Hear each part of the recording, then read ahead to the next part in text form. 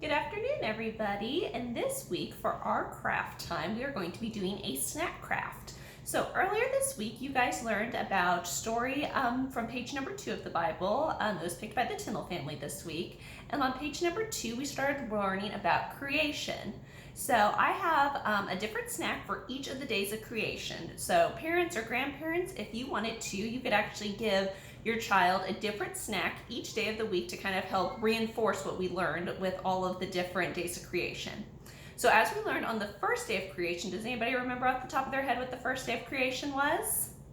So on the first day of creation, we learned that there was nothing. It was just complete darkness, and God created dark and light. So for this one, I did a snack that was contrasted between a light food and a dark food. So what I have here is bananas and little mini chocolate chips. So you get the contrast between dark and light.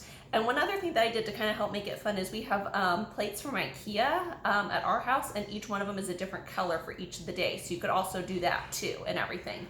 But we learned that God made dark and light. So for my dark and light snack, I did little mini chocolate chips and sliced up banana. So then on the second day, we learned that God made the skies, and that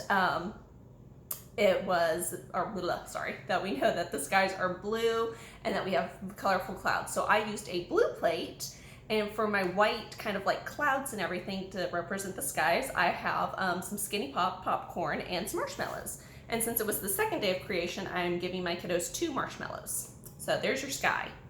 And then on the third day, we learned that God made plants and trees and all those good things. So for this snack, I have some fruits and some veggies on a green plate. So I have some cherry tomatoes and some carrot sticks and some cucumber and a strawberry. Now I also put peanut butter on there. Now if you have a nut allergy, obviously don't use this, but what I decided to do is you could always have your kiddos kind of spread it around to represent like the soil and the dirt. Then I also have some veggie straws and some little sugar snap peas and everything for my when God created the vegetation. So then on the fourth day, we learned that God made the sun and the moon and the stars in the sky. So I have my yellow plate, and I just used a cookie cutter, and I cut out some slices of cheese into stars. And then I also have some Ritz crackers to kind of help represent my moon and everything. And I even took a bite out of one of them for a little crescent moon.